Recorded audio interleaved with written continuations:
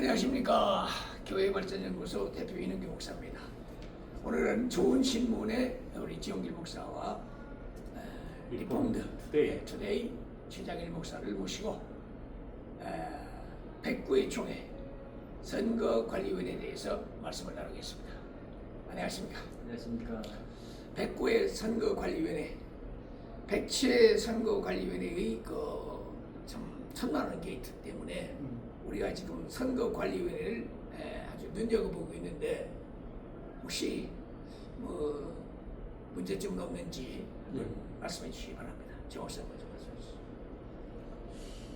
일단은 지난번에 이제 이창기 목사 네. 그분은 선관위가 상당히 섣부르게 일찍 판단함으로써 충분히 안 해도 되고 임원회에 미뤄도 되고 심의 때 해도 되는데 그게 결국은 소송전으로 들어가서 결국 그쪽에서 승리는 했지만은 선관위로서는 참 아쉬운 점이 많이 있다고 보고, 또 어찌됐든 간에 총회 역사상 총회장을 상대로 한 소송에서 5,500만 원의 이제 비용 플러스 또 선거보수까지 해서 7,700만 원을 썼다고 하는 점, 이건 120년 총회 역사상 최초이자 유일한 점인데 안타까운 일입니다. 네, 그런 점에 있어서 특히 우리 장로님들이나 이런 분들이 고하간에 왜 소송을 해서 총회 돈을 낭비시키느냐의 부분에 대해서는 대단히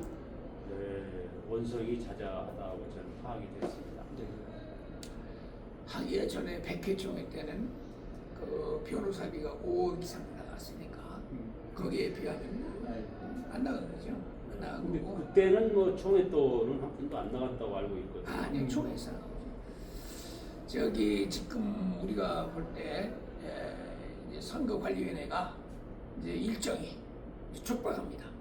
먼저 번 선거관리위원회가 회칙을 좀 묘하게 좀 만들어 놔서 선거관리위원들도 힘들고 후보들도 힘들게 돼 있어요. 왜냐 촉박하니까 막 절차 준비가 해야 될 거 아닙니까? 그래서 하는데 이번에 이제 그 영상으로 이제 선거 토론을 방송으로 전혀 다니던 건 이제 안 하고 그리고 이제 9월 9일 날 정견 발표를 하고 그날 또 후보 토론도 개최하도록 그렇게 이제 일정이 짜 있거든요. 그리고 이제 9월 2일 날은 이제 공천위원회가 모이고, 근데 지금 선거관리위원회에 지금 단일 후보는 거의 다 확정을 해놨지만 경선되는 후보들은 아마 오늘 내일서에 아마 확정이 될 것 같아요. 그리고 단일 후보 중에도 지금 브레이킹이 걸려 있는 후보들이 들어 있습니다. 이런 문제에 대해서 지 목사가 알고 계십니까?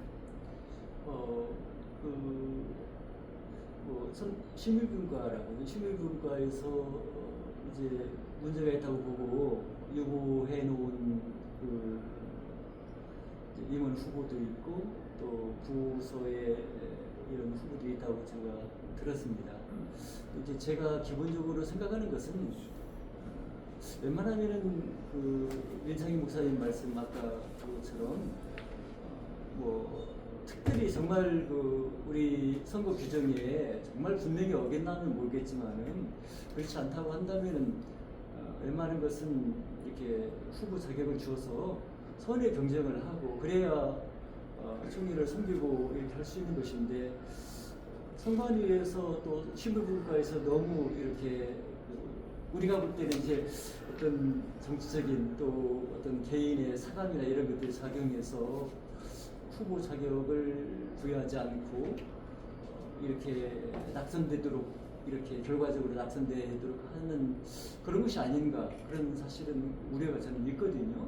웬만하면 후보 등록을 했다는 것은 그만큼 자격 요건을 갖춰서 등록을 했는데 시민분과에서 그것을 가지고서 이렇게 너무 이렇게 후보 자격조차도 안 주어서 출발점에 서 있는 사람들을 굉장히 제재하는 것으로 보이기 때문에 안타깝습니다. 심의분과는 원래 심의하는 데니까 잘못된 건 걸러내는 거죠. 걸러내는 건데 어떤 때 보면은 심의분과가 이건 아니다 싶을 때 작년 같은 경우가 생기지는 거죠. 네. 그렇다면 지금 최 목사님께서 알고 있는 우리 지금 임원회라든가 후보들에 대해서 선관위가 어떻게 처리하고 있다 들으셨습니까? 어디가 혹시 아직 이제 오늘 선관위 심의분과가 모이고 또 내일 전체 회의가 있기 때문에 거기서 결정을 하겠지만은 지금 소문으로는 뭐 확인할 수는 없는 거죠. 소문으로는 그 조승호 정치부장 후보자를 속말로 좀 제끼리 한다. 예, 그런 소문이 흉흉하고 이유가 벌써 대타가 있다. 그런 소문까지 흉흉하게 돌고 있고요. 또 부재부장도 단일 후보인데도 허락을 안 해주겠다. 왜냐? 그 노회에서 올린 건의안이 지금 선관위원장하고 관련되나 봐요. 그래서 뭐 계속 취하하라는 압박이 있다고 들었습니다. 그러나 뭐 그렇게 한다고 할 경우는 뭐 사실이 아니기를 바라지만 만약에 그런 일이 벌어진다면 아마 아주 심각한 사태가 벌어질 걸로 저는 예상하고 있습니다. 그 재판국에도 이의 신청이 들어왔다고 그러는데. 예.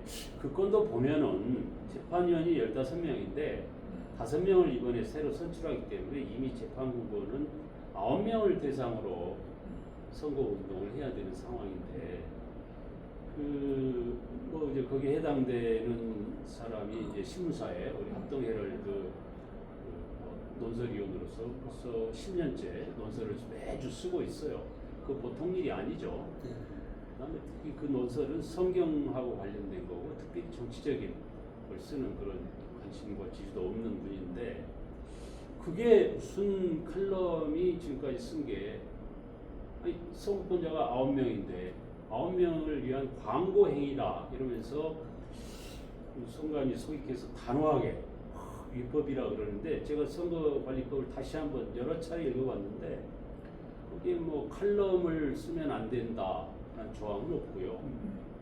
그 다음에 뭐 하지 마라, 광고하지 마라, 뭐 하라 이것을 대는 임원들에게 돼 있지 상비부장은 빠져 있습니다. 그런데 이것은 다 모든 사람에게 해당된다고 또 유권 해석을 해요. 그래서 왜 선관위 서기가 이렇게 섣부른 판단을 하고 있는가?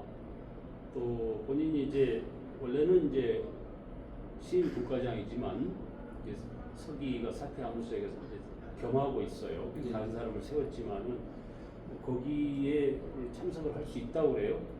나는 그게 합법적인지도 의문이지만 그러나 선관위 지금 뭐 총회장도 너무 권력이 세지고 그렇지만 근데 선관위가 권력기관이 돼 있다. 107회와 같은 그런 일들이 다시 벌어지면 안 되겠다. 염려스러워서 주시하고 있습니다. 지금 그 재판국에서는 말이에요. 6명이 사인을 해가지고 어떤 후보가 이의를 신청한 그 후보가 만약 이걸 시끄럽게 하면 재판국이 분열될 수가 있으니까 이 사람 안 되겠다. 뭐 이런 사인이 들어왔다는 얘기 있던데. 저는 전혀 들어보지 못했습니다만. 그리고 그러면 지금 GMS 이사장 후보에 대한 또 이렇게 이의 신청이 있었는데. 예, 그것도 뭐 단호하게 뭐 법대로 한다고 그러니까 뭐 이런다 저런다 말이 돌고 있지만 뭐 선관위에서 뭐 지혜롭게 판단하지 않겠어요? 그래서 모든 것은 뭐 지난번에도 그래서 이런 일이 있었지만 결국은 총대들에게 맡기는 게 그냥 합리적이다. 예. 오늘 기독신문에 보면 그 선관위원장의 그 인사말이 나옵니다. 거기 보면은 선관위원장 이번 선거를 아주 깨끗한 선거 그리고 선관위의 위상을 회복하는 선관위가 되겠다 했는데 지금 GMS 이사장에서 문제 또 지금 부서기에 대한 문제 또 각 상비부장 대한 문제가 혹시라도 보복을 한다는 인상을 받거나 아니면 편파적으로 일을 처리했다 그랬을 때에는 아마 엄청난 그 저항에 부딪히게 될 것이기 때문에 우리 언론에서는 눈을 부릅뜨고 지켜보는 백구의 선거가 되어야 할 것입니다. 지금까지 우리 백구의 선거관리위원회를 잠시 돌아봤습니다. 감사합니다. 수고했습니다.